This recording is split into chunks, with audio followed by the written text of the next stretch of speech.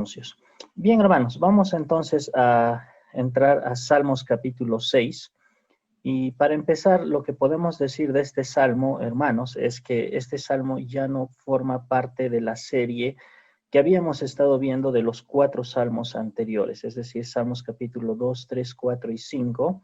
Recordemos que si retrocedemos al capítulo 3, 4 y 5, el capítulo 3 nos habla acerca de que David estaba huyendo de su hijo Absalón.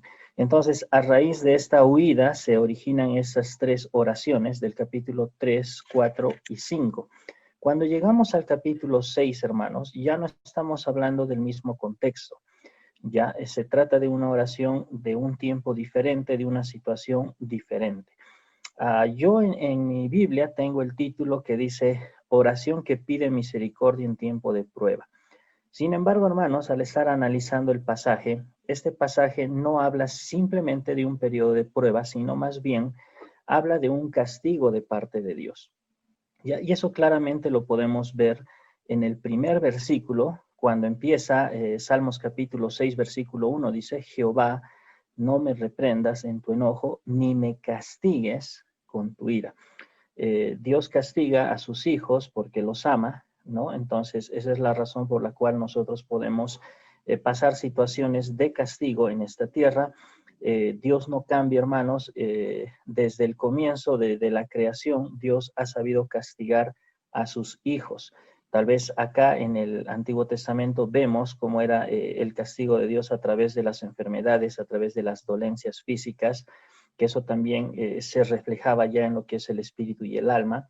Sin embargo, en el Nuevo Testamento podemos seguir viendo eso, hermanos. Cuando llegamos a 1 Corintios, capítulo 11, y el apóstol Pablo está aclarando lo que es la cena del Señor, al final dice que cuando nosotros tomamos, bebemos y comemos del pan indignamente, entonces estamos comiendo juicio para nosotros mismos. Eso quiere decir que Dios nos puede castigar si no lo hacemos de la manera correcta. Y después aclara el apóstol Pablo y dice, por lo cual algunos duermen, ¿no? Algunos están enfermos y otros duermen. Entonces, esa era la forma en la cual Dios estaba castigando a sus hijos. Hoy en día, hermanos, nada podría ser diferente en ese sentido.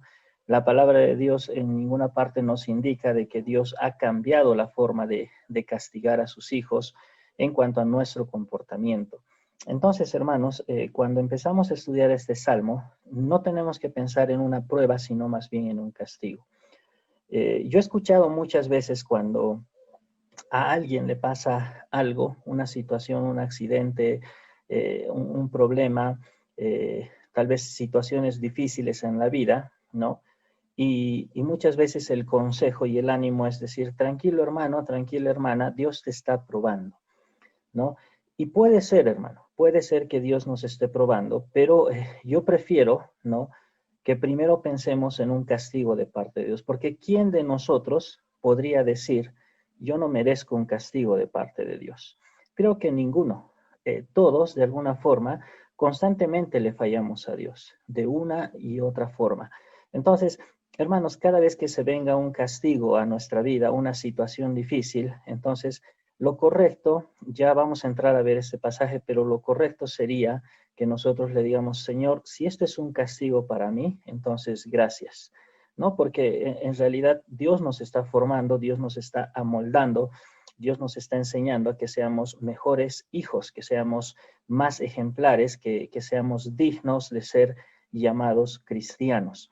Entonces, hermanos, cuando entramos a ver este salmo está catalogado como un salmo penitencial, ¿ya? Sin embargo, de todos los demás que vemos en este libro, este Salmo capítulo 6 se podría decir, el más leve en cuanto a palabras, en cuanto a situación.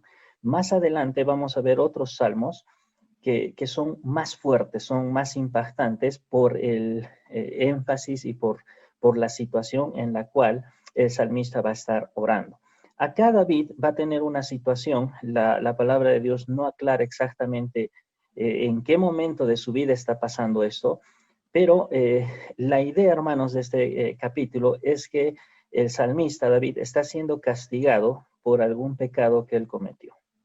Entonces, este castigo para cualquiera tal vez y para David en sí era un castigo muy fuerte, ¿no? Dios lo estaba castigando de una forma en la cual David, el rey David, tenía que reflexionar y tenía que empezar a orar de esta forma. Hermanos, el título del mensaje de esta noche es una oración de arrepentimiento y liberación, ¿ya? Es una oración de arrepentimiento y liberación, aunque la palabra arrepentimiento no se nombra en este pasaje, pero vamos a estudiarlo y vamos a analizar 3 segmentos. Este capítulo, hermanos, tiene 4 estrofas, ya del versículo 1 al versículo 3 la primera, del 4 al 5 la segunda estrofa, 6 y 7 la tercera y 8 al 10 la cuarta estrofa. Sin embargo, lo vamos a dividir solamente en 3 secciones, ¿ya? Y vamos a hablar un poquito acerca de cómo es que este salmista, el salmista David, se está expresando en esta oración. Primeramente, hermanos, en el primer párrafo, en la primera sección, del versículo 1 al versículo 3, vamos a ver la necesidad del que ora, en este caso el salmista, y para aplicarnos personalmente a nuestras vidas sería nosotros mismos. ¿En qué sentido la necesidad, hermanos? La necesidad en el sentido de que cese el castigo de Dios. Fíjese, hermano, dice Salmo capítulo 6, 1 al 3, dice, Jehová, no me reprendas en tu enojo, ni me castigues con tu ira. Ten misericordia de mí, oh Jehová, porque estoy enfermo. Sáname, oh Jehová, porque mis huesos se estremecen. Mi alma también está muy turbada. ¿Y tú, Jehová, hasta cuándo? Entonces, hermanos, lo que está reflejando estos 3 versículos es que este personaje, el escritor, está pasando una situación de castigo de parte de Dios, ¿no? Y llega un momento donde este castigo es tan fuerte que el salmista piensa que ya no puede soportarlo. Entonces empieza a hablar con Dios, ¿no? Y empieza a decirle que realmente se siente muy abatido, se siente muy acabado, tanto física como espiritualmente, ¿no? Y por eso es que primeramente en el versículo 1 dice, no me reprendas en tu enojo. Es decir, Dios, ya me estás castigando, entonces ya no quiero seguir recibiendo más, porque si tú estás enojado conmigo, entonces no me puedo imaginar qué tan más grande pueda ser el castigo para mí. El salmista está con mucho temor, porque Dios está en todo el derecho de castigarnos hasta donde Él quiera, ¿no? Y acá por eso es que él ruega de esta forma y dice la segunda parte, ni me castigues con tu ira. Hermanos, una de las cualidades de nuestro Dios es que nuestro Dios es un Dios de ira, pero esta ira se manifiesta de una forma especial.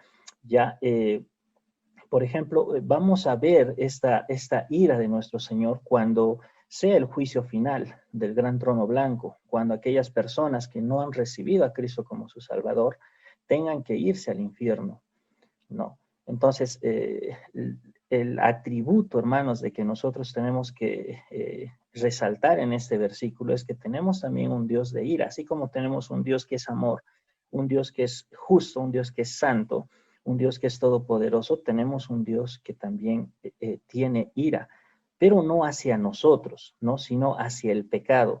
Dios, hermanos, en nuestras vidas, en sus hijos, no odia a las personas, a los suyos, sino odia lo que estamos haciendo mal, ¿no? Y eso es lo que a Dios le enoja, eso es lo que Dios quiere que no esté en nuestras vidas, y por eso viene muchas veces el castigo.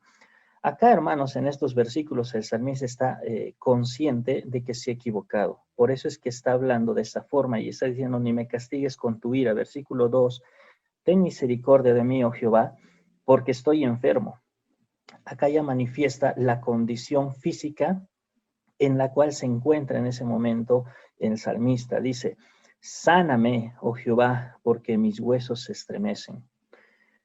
Podemos imaginar, tal vez algún momento nos ha pasado, hermanos, como cuando tenemos malestares en nuestro cuerpo, cuando sentimos que la cabeza nos duele a tal punto que quiere reventar, cuando nuestros huesos nos empiezan a doler de frío o de alguna dificultad que tengamos. Y realmente son dolores bien molestos, son dolores bien insoportables cuando son bien intensos. Entonces, imagínese algo similar ¿no? El salmista estaba pasando una situación así. Y le dice a Dios, ¿no? Le dice, Dios, necesito que esto cese, porque ya no soporto, ¿no? Y se lo ruega a Dios. Hasta aquí, hermanos, nosotros ya podemos sobreentender de que el salmista se había arrepentido, de que el salmista estaba consciente de que se había equivocado, de que había pecado. Porque si no, no le estaría pidiendo a Dios que quite su castigo de él.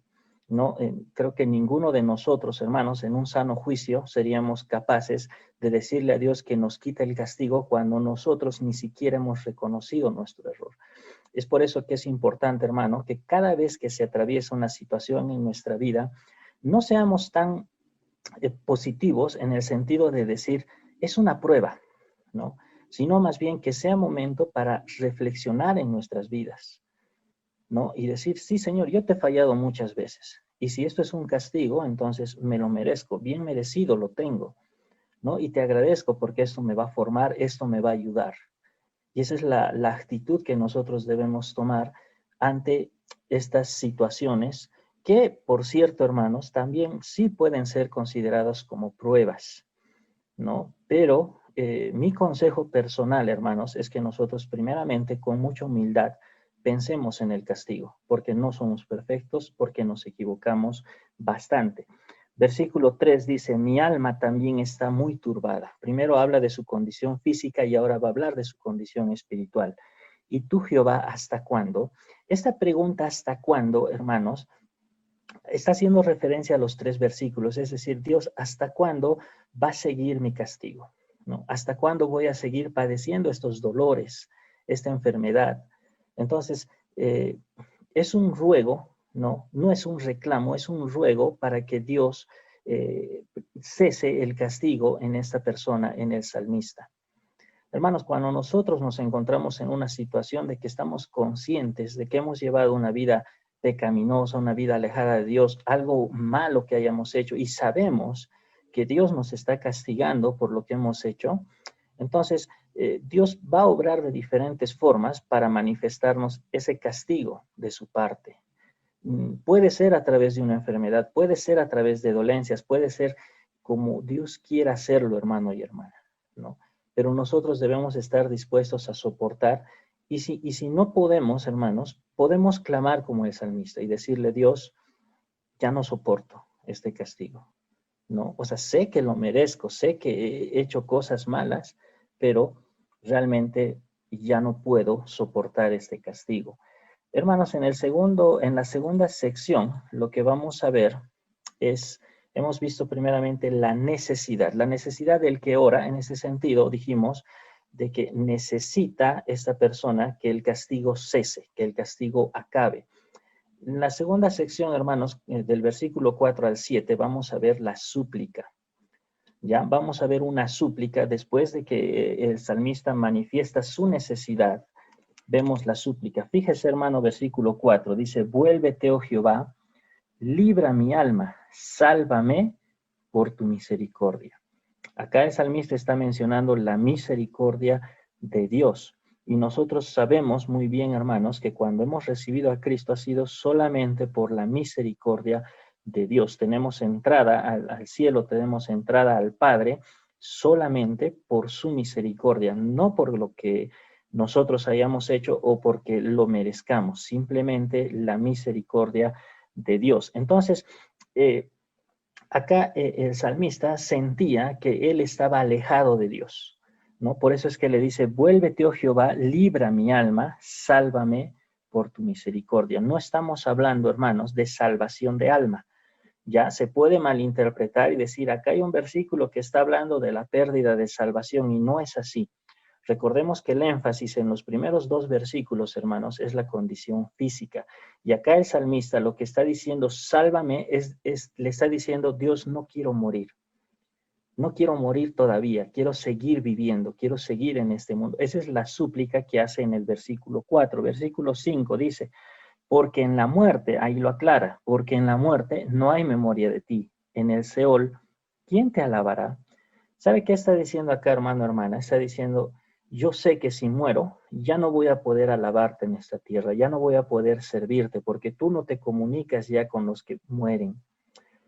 Hermanos, el salmista está consciente, David está consciente de que mientras tenga vida, esa vida es para glorificar a Dios, esa vida es para servir a Dios.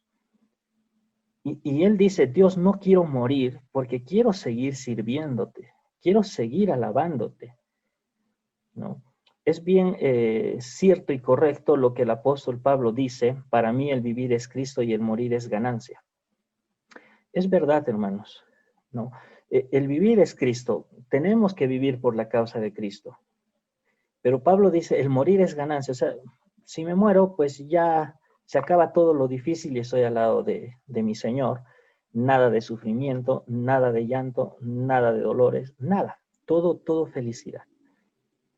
Pero en realidad, lo que el salmista dice en este versículo, hermanos, es que sí, sabe que si Dios lo lleva a su presencia, se va a acabar todo ese sufrimiento. Pero acá hace el énfasis de decir, yo quiero seguir sirviéndote. No quiero morir todavía, quiero seguir sirviéndote, quiero seguir alabándote.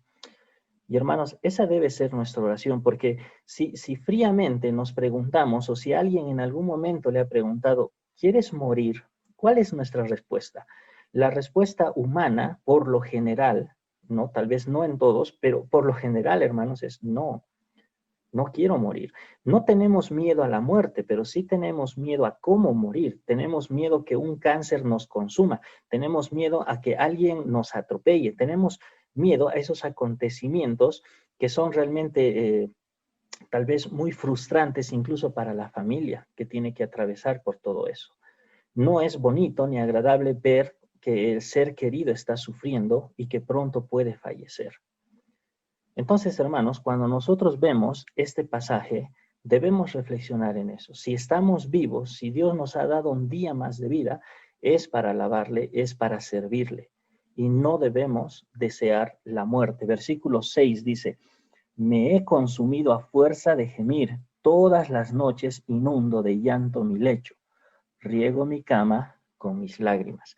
Esta es una expresión, hermanos, de súplica, porque el salmista está diciendo, ya no puedo más, ¿no? Tal vez por un tiempo ha podido controlar esto conscientemente de que se merecía ese castigo, pero ha llegado a un punto donde esto ha sido tan tormentoso para él que realmente se ha tendido en su cama a llorar de dolor, del sufrimiento, de todo lo que estaba pasando.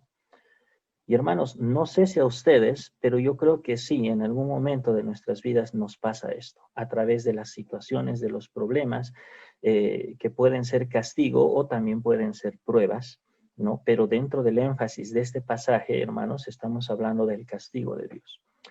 Y muchas veces podemos sentir que no soportamos, que ya es mucho, ¿no? Y a veces no entendemos por qué es que Dios obra así. Pero si nosotros, hermanos, estamos conscientes de que nosotros toda la vida le hemos estado fallando a Dios, ningún castigo es suficiente para nosotros.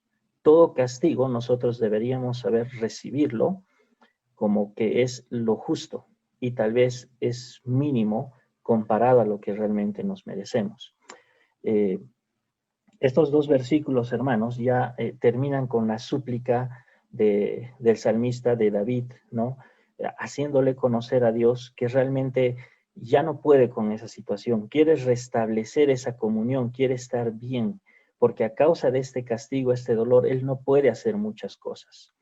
Y hermanos, a nosotros nos debería pasar igual. Cuando nosotros le fallamos al Señor, no deberíamos estar tan tranquilos, ¿no? Porque muchas veces, hermanos, es fácil decir, ¿no? Dios sabe mi corazón, Dios sabe. Y en realidad no queremos arreglar el problema que está en nuestro corazón, ¿no? Tal vez el daño que hemos hecho, tal vez el mal comportamiento, etcétera, etcétera. Entonces, cuando nosotros realmente reconocemos, hermanos, vamos a tener una paz, vamos a tener una tranquilidad, no de boca para afuera, porque es fácil que yo pueda decirles, yo estoy tranquilo delante de Dios, pero realmente solo Dios conoce mi corazón y el de cada uno de ustedes. Porque cuando nosotros no arreglamos las cosas, cuando nosotros seguimos haciendo daño, seguimos comportándonos mal, entonces va a haber ese remordimiento en nosotros, hermanos, constantemente, hasta que arreglemos la situación con Dios. Y la última sección, hermanos, el tercer punto, viene vamos a hablar acerca de la satisfacción del que ora de esta forma.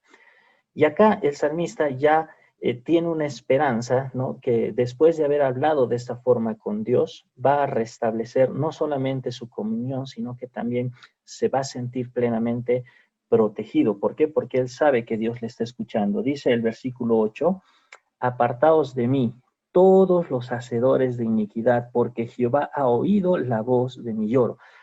¿Qué estamos viendo acá, hermanos? Que aparte de que Dios había castigado al salmista a través del dolor físico, el dolor espiritual, también había hecho de que sus enemigos puedan estar al acecho, puedan estar, es decir, David puede estar en peligro y sus enemigos constantemente burlándose o haciéndole daño a él y a su gente, ¿no? Entonces Dios había permitido esto en la vida de David. Por eso es que acá, cuando llegamos a la parte final de este salmo, dice, apartaos de mí. Ya habla con seguridad David.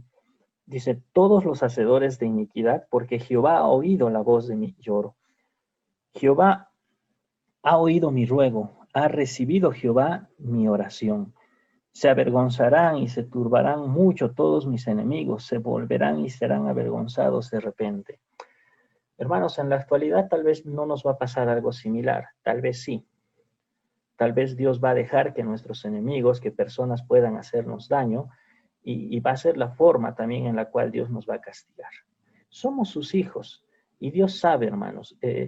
No pensemos de que por ser hijos de Dios estamos libres de cualquier peligro. El ejemplo más claro que tenemos en la palabra de Dios es la vida de Job. Cuando Dios habló con Satanás acerca de Job, le dijo, ¿no? ¿Has considerado a mi siervo Job? Dios orgulloso en el buen sentido de la palabra de Job, ¿no? Decir, varón perfecto, es una persona tan correcta, ¿no? Pero a pesar de eso, hermanos, en el caso de Job sí fue una prueba. Dios permitió que Satanás hiciera daño a la familia de Job, a los bienes de Job, incluso a su propia vida. La condición era no le quites la vida, pero sí tenía una enfermedad realmente que tal vez cualquiera de nosotros diría, yo no soporto eso. Y hermanos, eso es lo que nosotros vemos en el Antiguo Testamento, en las historias bíblicas, pero tal vez hoy en día no vamos a pasar una situación tan similar, tan parecida, pero sí vamos a pasar situaciones que se asemejan según nuestra cultura, según nuestro medio en el cual vivimos. Dios sabe obrar de diferentes formas, Dios sabe castigar de diferentes formas, hermanos. Entonces, según esas situaciones, cuando nosotros arreglamos cuentas con Dios, podríamos decir como el salmista dice acá, Señor, yo sé que tú me has oído, yo sé que tú me has perdonado y yo sé que voy a salir de estos problemas. Yo sé que estas personas que me están haciendo daño ya no lo van a hacer más. ¿Por qué? Porque tú me has escuchado y tener esa seguridad. Hermanos, no nos olvidemos cómo es que Dios obra.